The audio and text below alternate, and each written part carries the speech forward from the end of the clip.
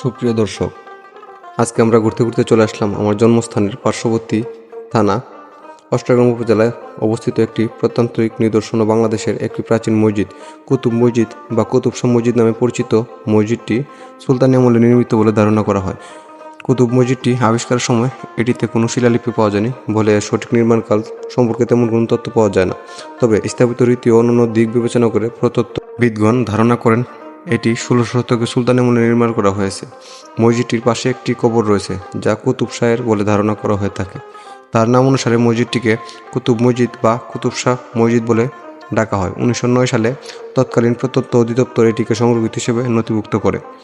চারকোনা কুতুব মসজিদটির 4টি কোণায় রয়েছে 4টি বুরুজ যা অষ্টভুজাকৃতি। এটি উত্তর দক্ষিণ দিকে লম্বা ও পূর্ব পশ্চিমে প্রশস্ত। অষ্টভুজাকৃতির বুরুজের উপর রয়েছে 4টি মিনার। এছাড়াও মসজিদটিতে রয়েছে মোট 5টি গম্বুজ।